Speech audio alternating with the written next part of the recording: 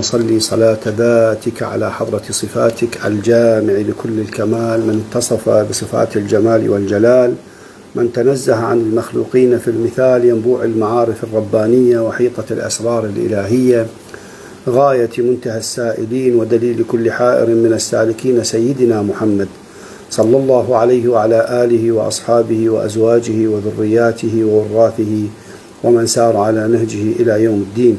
اللهم اجز سيدنا محمدا صلى الله عليه وسلم ما هو أهله، اللهم اجز مشايخنا ما أنت أهله، اللهم افتح لنا بسيدنا محمد ما أغلق علينا، اللهم افتح لنا فتحا وأنت خير الفاتحين. ما زلنا مع مجالس كتاب رياض الصالحين للإمام النووي رضي الله عنه وأرضاه، ونفعنا به وبعلومه في الدارين آمين. ونحن اليوم مع المجلس 11 من مجالس هذا الكتاب المبارك، وما زلنا مع الباب الثاني من أبواب هذا الكتاب، باب التوبة. نحن اليوم مع الحديث الثاني. قال الإمام النووي: وعن الأغر ابن يسار المزني رضي الله عنه قال: قال رسول الله صلى الله عليه وسلم: يا أيها الناس توبوا إلى الله واستغفروه فإني أتوب في اليوم 100 مرة. رواه مسلم. وكما اتفقنا وننبه في كل درس أننا في هذه المدارسة وفي هذا الشرح نقف على إشارات السلوك، على إشارات التزكية، على الإشارات التي تقرب السالك من مولاه. إذن هنا في قوله صلى الله عليه وسلم: يا أيها الناس، نداء من قلب شهد الحق عز وجل فنادى إلى الناس ليدخلوا إلى حضرات القرب من أقرب وأوسع الأبواب إلى الله سبحانه وتعالى. نداء من الحبيب المحبوب، وفرض عين على المؤمنين، على المحبين، على العاشقين إذا سمعوا النداء من حبيبهم أن يلبوا وأن يطيعوا. قال: يا أيها الناس. النبي صلى الله عليه وسلم في هذا النداء ينادي القلوب والأرواح التي عرفته وعشقته وفنت في محبته. هؤلاء هم الذين يلبون نداء حبيبهم صلى الله عليه وسلم. ينادي على من فر من حضرات القرب وحضرات الأنس وحضرات اللطف: عودوا إلى جوار ربكم جل جلاله وعم نواله. إذن هو نداء لكل الناس. قال صلى الله عليه وسلم: يا أيها الناس، ولم يقل يا أيها المؤمنين أو يا أيها المسلمين أو يا أيها الذين آمنوا، لم يقل هكذا، لأنه صلى الله عليه وسلم المرسل إلى العالمين كافة، وهو صلى الله عليه وسلم الرحمة للعالمين، وما أرسلناك إلا رحمة للعالمين. فتجلى في هذا المقام بالرحمة لكل العالمين، فقال: يا أيها الناس. وكما تعلمون أن الناس من النوس وهي الحركة، فهو صلى الله عليه وسلم ينادي كل الخلق: عودوا إلى حضرات القرب في حضرة الرب جل جلاله وعم نواله. وأيضا سمي الإنسان إنسانا لأنه يأنس، وكأنه صلى الله عليه وسلم ينادي على المكلفين وعلى الذين أرسل إليهم من الإنس والجن أن عودوا إلى حضرات الأنس. فإن كنت أيها الإنسان تأنس فأنس بربك، فأنس بحبيبك، فأنس في حضرات القرب، ولا تأنس بما سواه. فكل أنس بغير الحق عز وجل وبغير حضرة الحبيب صلى الله عليه وسلم وبغير حضرات الشهود والقرب والإحسان لا يعول عليه، كما يقول دائما مولانا الشيخ الأكبر ابن عربي رضي الله عنه وأرضاه.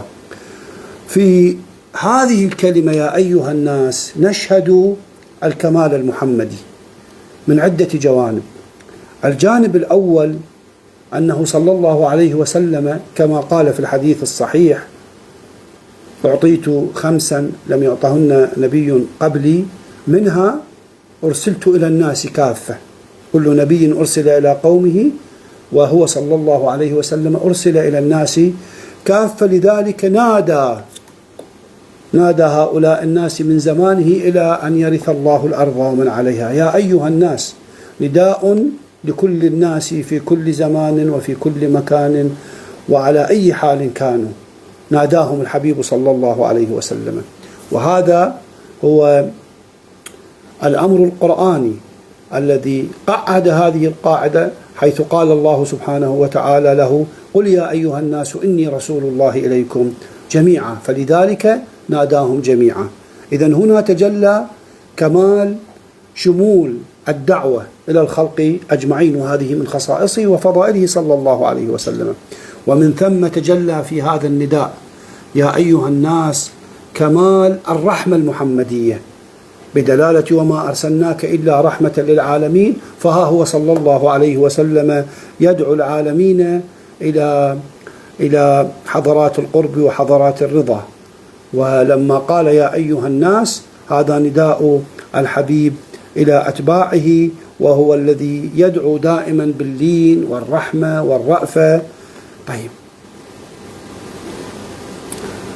ثم قال يا أيها الناس توبوا إلى، هذا توبوا فعل أمر صدر من الحبيب، صدر من من خير الخلق على الإطلاق، من الخبير الذي عرف الحق عز وجل وعرف تجليات الحق عز وجل وعرف الطرق التي توصل إلى الله سبحانه وتعالى. لذلك قال يا أيها الناس توبوا، عودوا إلى الله سبحانه وتعالى، توبوا ليتوب عليكم، عودوا ليعود إليكم، فتوبوا إلى الله سبحانه وتعالى. إذن هذه توبوا فعل أمر، لكن الأمر هنا صدر من الحبيب المحبوب، وستكون الاستجابة على قدر حبه صلى الله عليه وسلم في قلبك. فإن كان النبي صلى الله عليه وسلم معظما في قلبك، أسرعت في الاستجابة وأسرعت في التوبة تلبية لحبيبك صلى الله عليه وسلم. هنا العبد إذا ناداه الملك لبى خوفا وخشية من العقاب، لكن هنا النداء من الحبيب يجب أن تلبي رغبة وحبا وشوقا وطاعة لحبيبك. النبي صلى الله عليه وسلم يقول لك تب إلى الله سبحانه وتعالى، فما أنت فاعل؟ نحن ندعي محبة الحبيب صلى الله عليه وسلم، لكن هل لبينا النداء؟ هل أطعناه صلى الله عليه وسلم وهو لا يأمر بشيء يعود بالمنفعة على نفسه؟ هو غني عنا وعن كل شيء يصدر منا، لأنه غني بالله، والله سبحانه وتعالى أغناه عما سواه. إذن النبي صلى الله عليه وسلم يطلب منك لأجلك، قال توبوا كل على حسب مقامه.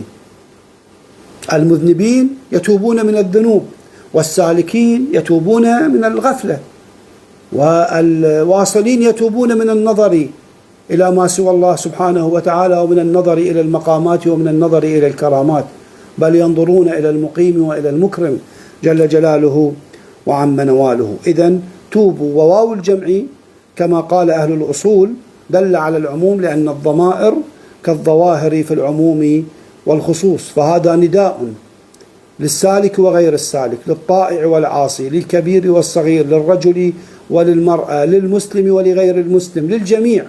توبوا إلى الله سبحانه وتعالى. ثم قال واستغفروه، والاستغفار هو طلب الستر، طلب المحو، طلب المغفرة، حتى إذا ما غفر الله سبحانه وتعالى لك صرت أهلا لتجلي الحق عز وجل، صرت أهلا لدخول حضرات الإحسان، تنتقل من مقام الإسلام إلى مقام الإيمان إلى مقام الإحسان. فها هو الحبيب صلى الله عليه وسلم يدعوك إلى تلك المقامات.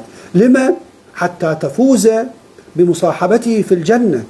الجنة درجات كما تعلمون، ومقام النبي صلى الله عليه وسلم لا يدرك، لكن من لبى النداء وأطاع وتاب واستغفر حبا وطاعة للحبيب المحبوب صلى الله عليه وسلم سيرفعه الله سبحانه وتعالى، فيكون مع الصادق والمصدوق صلى الله عليه وسلم في الجنة.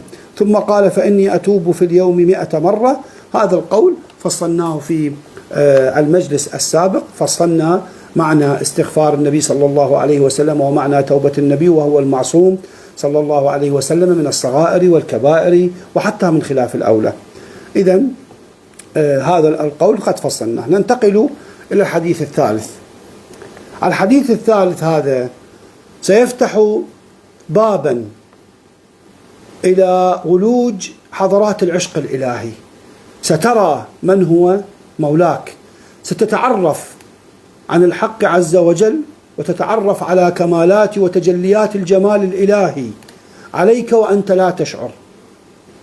نحن غافلون، أخذتنا الدنيا عن كمالات حبيبنا جل جلاله وعم نواله. قال وعن أبي حمزة أنس بن مالك الأنصاري خادم رسول الله صلى الله عليه وسلم. هذه درجة عرفانية لا تدرك، يعني الناس تستنكف من كلمة خادم، لكن إذا كان المخدوم الحبيب صلى الله عليه وسلم فيا شرف الخادم. والله هذا خادم لا يصل الملوك والسلاطين إلى درجته، خادم الحبيب حامل النعل الشريف سيدنا أنس رضي الله عنه، هنيئا له. قال رسول الله صلى الله عليه وسلم لله أفرح بتوبة عبده من أحدكم سقط على بعيره وقد أضله في أرض فلات، طبعا بتقدير ووجده بعد ذلك، متفق عليه. وفي رواية لمسلم لله أشد فرحا بتوبة عبده حين يتوب إليه من أحدكم كان على راحلته بأرض فلات فانفلتت منه عليها طعامه وشرابه فأيس منها، فأتى شجرة فاضطجع في ظلها وقد أيس من راحلته، فبينما هو كذلك إذ هو بها قائمة عنده فأخذ بخطامها ثم قال من شدة الفرح اللهم أنت عبدي وأنا ربك، أخطأ من شدة الفرح. هذا الحديث يفتح لنا مجالات واسعة على تجليات الجمال الإلهي، وكيف يرعاك الحق عز وجل، يفرح بعودتك إليه كأنك كنت في حضرته، وبالفعل أنت في حضرته. يولد المسلم على الفطرة، أنت في حضرة الجمال، في حضرة التوحيد، في حضرة الفطرة. لكن إذا ما خط عليك القلم وبدأت بإدراك الأمور تنشغل بالأكوان عن المكون، تنشغل بكل شيء عن حبيبك ومولاك. انظر إلى هذا التمثيل العجيب الذي مثله الحبيب صلى الله عليه وسلم. دعونا نقف مع هذا الحديث. قال لله أفرح بتوبة عبده. هل يفرح الله سبحانه وتعالى بتوبتك؟ من أنا حتى يفرح ملك الملوك الغني العظيم الجبار الرحمن الرحيم بي؟ من أنا؟ من أنت حتى يفرح الملك بعودتك إليه؟ أين كنت؟ لما فررت من تلك الحضارات؟ لما انشغلنا عن تلك الحضارات؟ قال لله أفرح بتوبة عبده. إذن الله جل جلاله يتجلى بالرضا على عبده إذا ما عاد العبد إلى حضرة مولاه. استقبال عظيم، يفتح لك أبواب الرضا بمجرد أن تعود. في أي لحظة عدت استقبلك. وهذا هو الملك الودود الرحمن الرحيم، ليس كملوك الدنيا. ملوك الدنيا إذا ما أخطأت في حقهم وأسأت لهم طردت ولن تعود إلى تلك الحضرة. لكن الرحمن الرحيم الودود اللطيف جل جلاله الحنان المنان يفرح بك ويتجلى عليك بالرضا ويفتح لك الأبواب حتى تدخل مرة أخرى. بل يعني على هذا الحديث ينتظر أن تعود، كما تنتظر أنت بفارغ الصبر أن تنجو وأنت في البيداء وفي الصحراء إذ ضاع بعيرك. انظر إلى هذا الحديث. طبعا وفي الرواية الأخرى لله أشد فرحا، أي أكثر مما تظن وما تتخيل وما تدرك.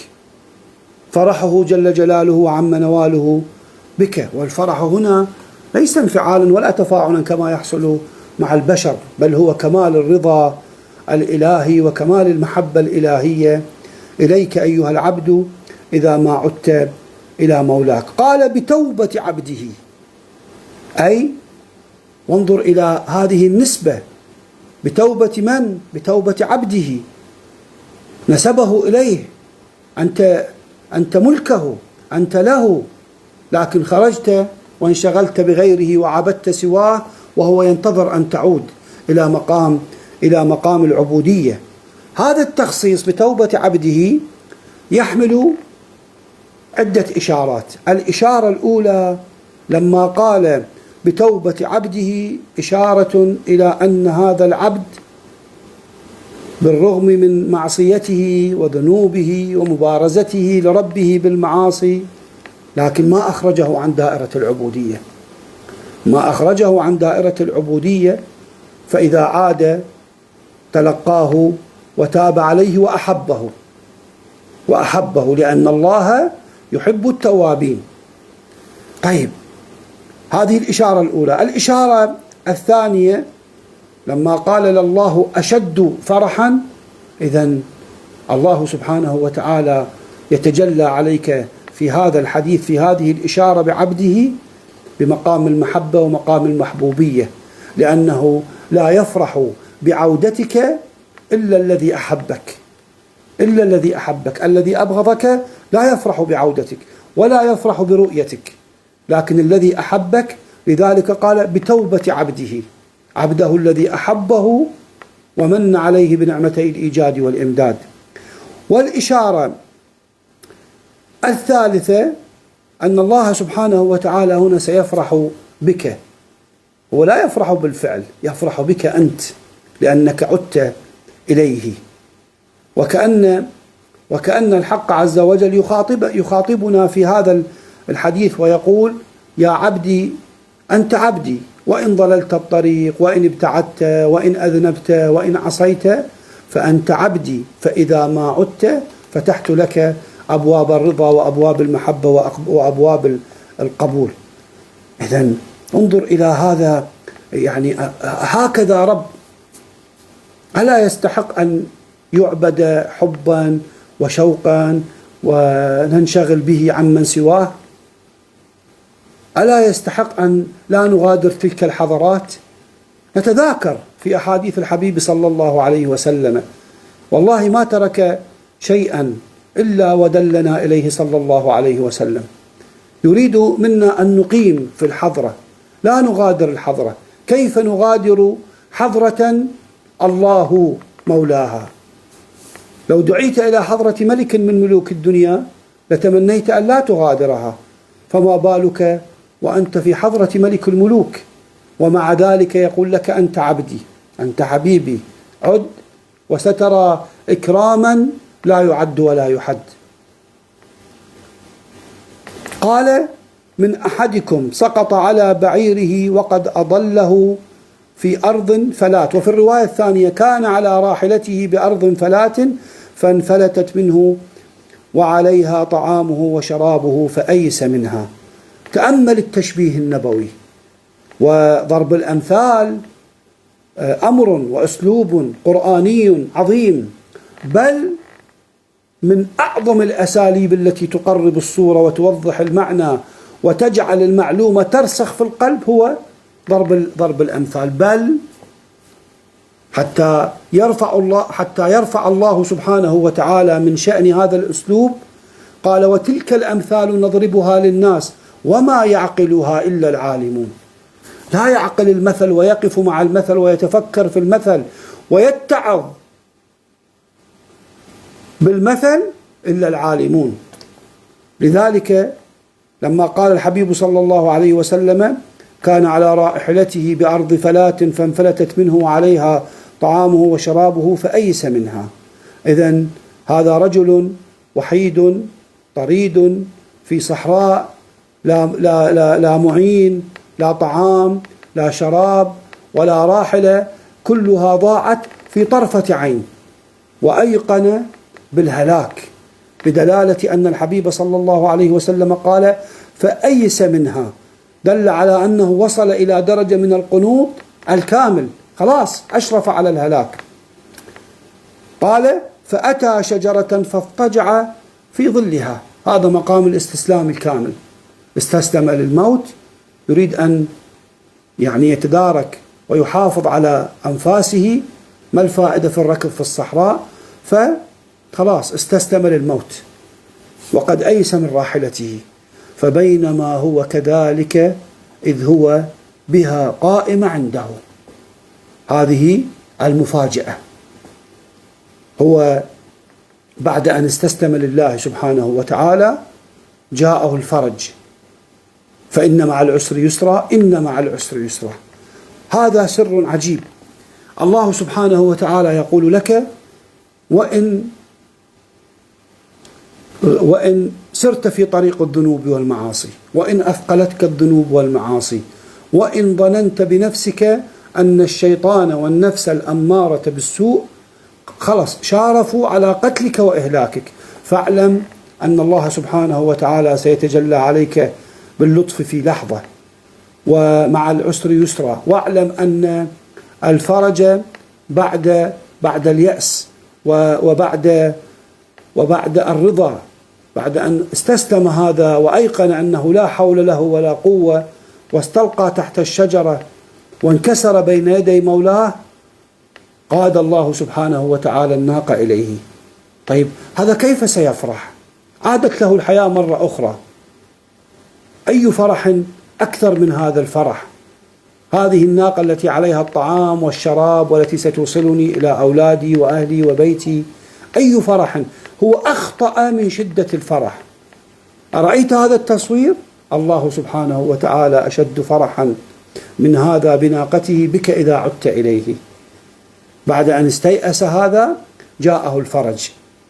وحتى لا تقنط من رحمة الله، هذه إشارة أخرى بعيدة عن باب التوبة، لكن يقول لك الحق عز وجل: لا تقنط من رحمة الله.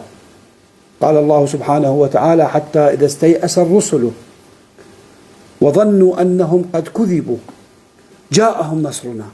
إذن النصر والفتح يأتي بعد أن تستسلم لله سبحانه وتعالى، تقر أنه لا حول لي ولا قوة، أنت حتى التوبة التي تبتها أنا الآن هي من فضلك وكرمك وجودك، هو الذي يلهمك التوبة وهو الذي يفرح بك. أي ربنا هذا؟ والله هذه معاني أدركها الأكابر من الأولياء والصالحين الذين كتبوا في العشق الإلهي فهاموا به. الناس لم تفهم، وحتى منهم من يعترض على كلمة العشق الإلهي والمحبة الإلهية لم يفهموا هذه المعاني. أنت تذوب عشقا في أب وأم وزوجة وولد ومال وجاه ومنصب، فما بالك بالحق عز وجل الذي قذف في قلبك التوبة حتى تعود فيفتح لك أبواب الرضا والقبول والمحبوبية.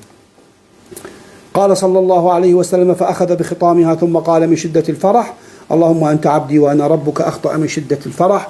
هذا هو تجلي شهود الحق عز وجل، وشهود الإحسان، وشهود تجلي الجمال. إذا تجلى الله سبحانه وتعالى عليك بالتجلي الجمالي غيبك عن عقلك وعن وعيك.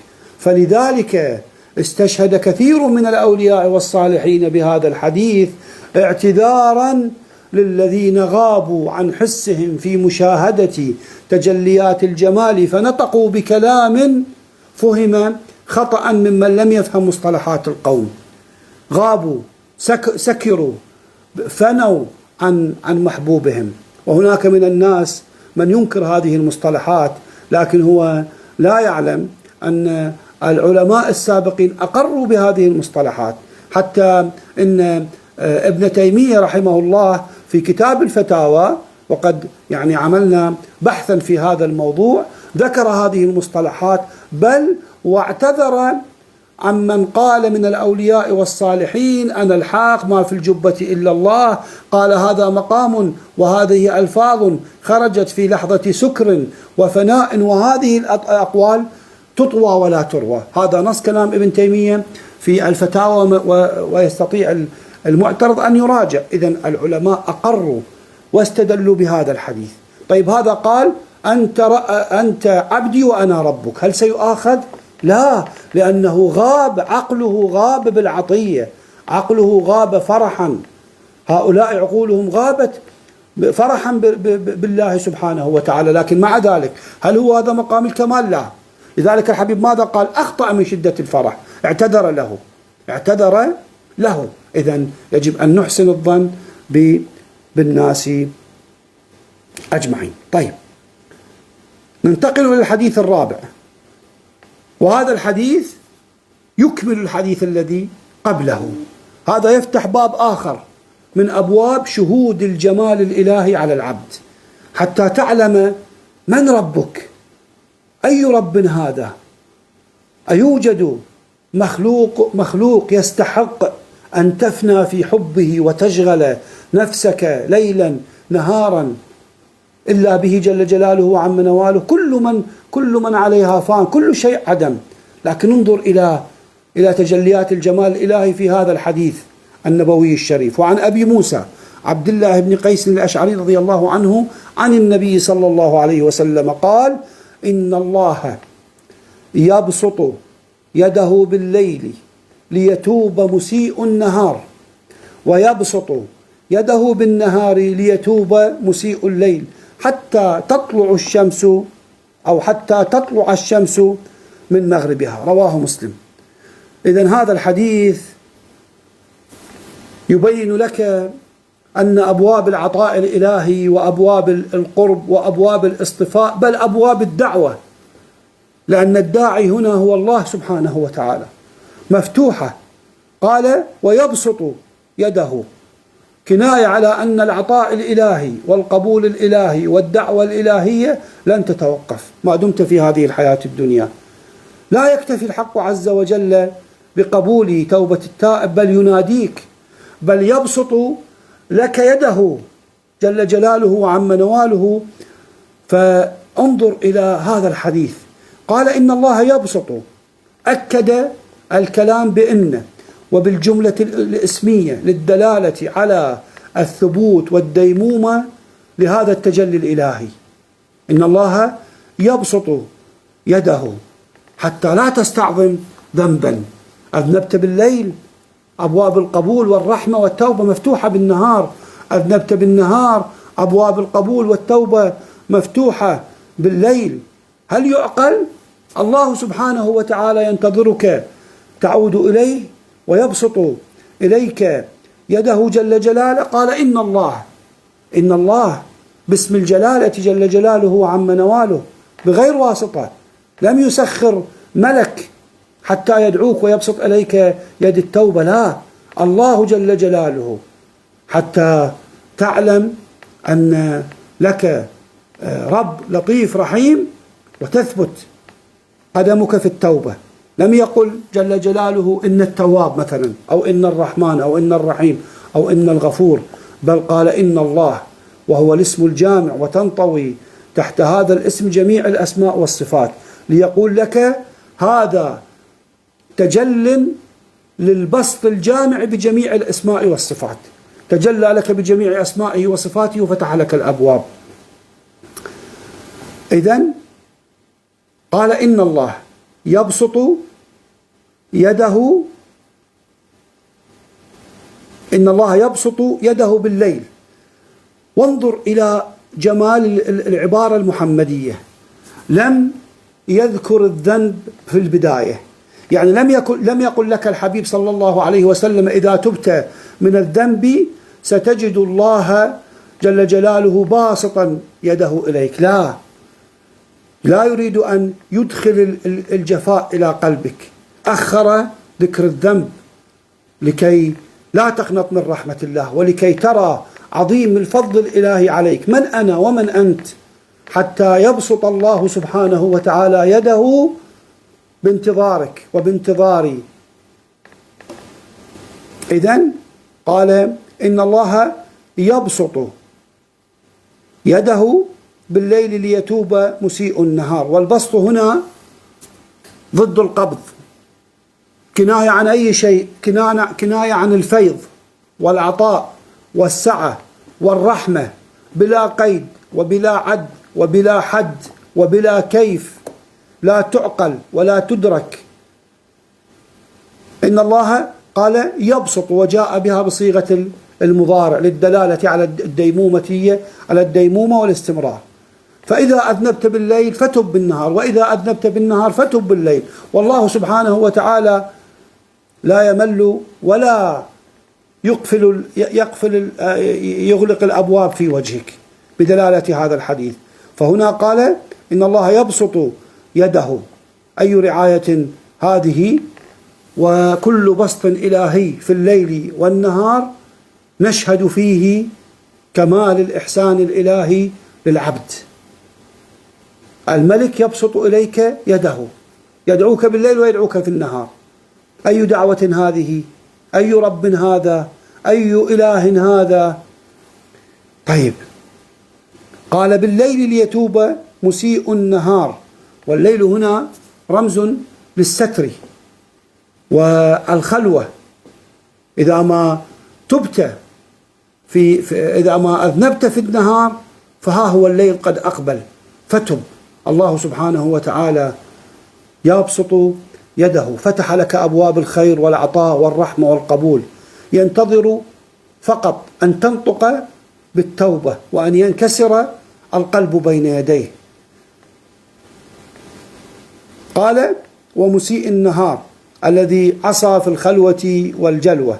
ثم قال ويبسط يده بالنهار ليتوب مسيء الليل. إذن الله سبحانه وتعالى ينادي السائر في وضح النهار وفي ستر الظلام. إذن أبواب التجلي مفتوحة في الليل والنهار. لا تظن أن أبواب القبول والترقي هي في الليل فقط، لا، أي يجب أن تشهد فضل الله سبحانه وتعالى ومنة الله جل جلاله وعم نواله في الليل والنهار وفي كل أوقاتك، في البيت، في السوق، في المدرسة، في الشارع، وأنت تنام، في المسجد، في أي مكان ينتظرك الحق عز وجل ويبسط يده إليك. إذن هنا يجب أن تشهد درجات القرب والتجلي. ودرجات القرب والتجلي المستنبطة في هذا الحديث في أن الله يبسط يده في الليل ويبسط يده في النهار، هذه فيها إشارات. ما هي الإشارات؟ نلخصها بعجالة. هنا درجات القرب تبين درجات القرب من مولاك. الدرجة الأولى هي درجة اليقظة أو الصحو، أن تصحو من سكر الدنيا. وهذا اليقظة هي أول عتبات ودرجات الطريق، فتنظر إلى الله سبحانه وتعالى بعين الشوق، وتنتبه من غفلة رؤية الأسباب، لأن الله يدعوك ويبسط إليك يده. وأن تستيقظ إلى أن القرب قرب لا قرب زمان، لذلك هو يبسط إليك يده في كل وقت. فمن عرف الله سبحانه وتعالى لا يحجب عنه لا بليل ولا بنهار. الدرجة الثانية، إذا شهدت أن الله سبحانه وتعالى يبسط يده لك ليل نهار، هنا يوجد مقام ثاني اسمه مقام الأدب مع الوقت، هو أن تشهد التجلي الإلهي في كل لحظة من لحظات حياتك، في الليل وفي النهار. لا تشهد التجليات في المسجد أو في السجود أو في الركوع، لا، هو يبسط يده إليك في كل وقت. إذن هذا المقام تشهد التجليات في كل آن. إذن لا تعتقد أن الليل هو خير من النهار، ولا أن النهار خير في الليل. خير الأوقات ما كنت فيها مع ربك جل جلاله وعم نواله. الدرجة الثالثة، إذا استشهدت وإذا شهدت أن الله سبحانه وتعالى يبسط يده إليك في الليل والنهار، إذن هو يذكرك لا ينساك، يدعوك. فهنا يجب أن تكون في مقام دوام الذكر، وأن لا تنفصل عن ذكره لا في اللسان ولا في الجنان. فمن ذكر شهد، ومن شهد قرب. الدرجة الرابعة هنا الالتفات عما سوى الله سبحانه وتعالى.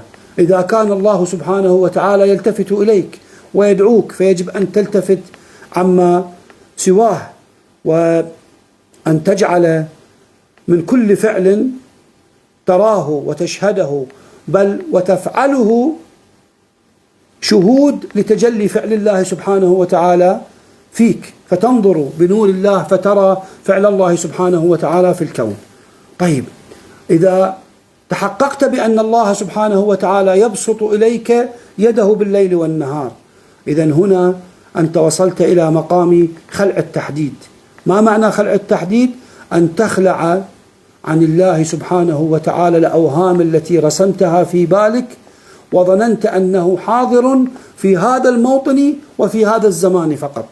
الله سبحانه وتعالى لا يتحدد في زمان، التجليات لا تحدها زمان ولا يحدها مكان. إذن هذا الدرجة الخامسة تسمى خلع التحديد، وأن تشهد حضرة الله سبحانه وتعالى في كل وقتك وفي كل مكان. النبي صلى الله عليه وسلم شهد تجليات الحق عز وجل في السوق وفي المسجد وفي ساحات القتال وفي كل أحواله. إذن هذا مقام يسمى خلع التحديد. المقام السادس الذي نستنبطه من هذا الحديث هو أن تثبت في الأحوال، وهو رسوخ القلب مع الله سبحانه وتعالى، فلا تتبدل الأحوال، فلا تتبدل مهما تبدلت الأحوال. أنت ثابت لأنك مع الله سبحانه وتعالى. فإذا ما تجلى عليك بالقبض أنت ثابت، إذا ما تجلى عليك بالبسط أنت ثابت. العارف لا يفرح بالبسط ولا يسكن للقبض، لأنه يسكن مع الله سبحانه وتعالى ويطمئن مع الله سبحانه وتعالى. طيب، أخيرا المقام السابع، الله يبسط يده إليك بالليل، يبسط إليك يده بالنهار. ماذا يثمر؟ المقام السابع هو مقام الفناء في المشاهدة، هو غيبة السالك عن السلوك، وذوبان النظر في المنظور جل جلاله وعم نواله، هو الفناء في شهود الحق عز وجل، فهو أينما تولوا فثم وجه الله. إذن هذه المقامات لا تظن أنها مقامات ترقي، لا أبدا، هي مقامات متداخلة يشهدها السالك إذا ما تفكر في أن الله يبسط يده إليك في الليل وفي النهار. إذا ما شهدت هذا البسط والعطاء الإلهي ستتذوق تلك المعاني. ثم ختم الحبيب صلى الله عليه وسلم هذا الحديث وقال: حتى تطلع الشمس من مغربها. يعني عطاء لا ينقطع، ورحمة لا تنقطع. تأمل، في كل يوم تذنب لكن تقبل، الباب مفتوح. في كل ليلة تستغفر وتنكسر تجبر. إذن ألا يستحق هذا الرب أن لا ننشغل بسواه، أن لا ننساه، أن نشكره، أن نصدح بذكره وبذكر كمالاته وبذكر أسمائه، ونحبب الخلق بخالقهم جل جلاله وعم نواله. إذن لما قال هذا الحديث هو الذي يبسط إليك يده بالليل والنهار لتتوب حتى تطلع الشمس من مغربها إلى قيام الساعة، والله هذا الحديث من أكبر أبواب العشق الإلهي. هذا الحديث نلاحظ فيه 7 مقامات من مقامات العشق إذا ما تفكرنا فيه. المقام الأول هو مقام الدهشة. من أي شيء؟ الدهشة من الصبر الإلهي علي وعليك. كم صبر علينا، كم صبر علينا ونحن نبارزه بالذنوب والمعاصي الظاهرة والباطنة في الخلوة والجلوة. صبر يدهش، وهذه الدهشة يجب أن تنتقل بك مباشرة إلى أن تستحي منه وأن تحبه. هذا الرب وهذا الحب يجب أن يورث الحياء والانكسار الكامل بين يديه. كم صبر علينا. الثاني، هذا المقام العشق الثاني، الحياء من الكرم الإلهي الذي لا ينقطع ولم ينقطع ولن ينقطع. يجب أن تستحي ممن هذه صفاته جل جلاله وعم نواله. أذنبت وأذنبت وأذنبت وعاد إلي وفتح علي أبوابه ومد يده إلي. إذن هذا كرم عجيب. يجب أن أستحي من هذا الكرم، وهذا الحياء يورث الخشوع والحب. ومن ثم من هذه صفاته، من صبر علي وأعطاني دون عد ودون حد، يجب أن أشتاق إلى من هذه صفاته. إذن تكون هنا التوبة لا من ذنب بل من شوق. التوبة بمعنى الرجوع، أن تعود ليس من أجل الذنب، لا، من أجل الشوق، فتشتاق إلى حضرته وتدوم وتداوم الحضور فيها. ومن ثم المقام الرابع من مقامات العشق المستنبطة من هذا الحديث هو الفناء في شهود ود الله سبحانه وتعالى الودود جل جلاله وعم نواله.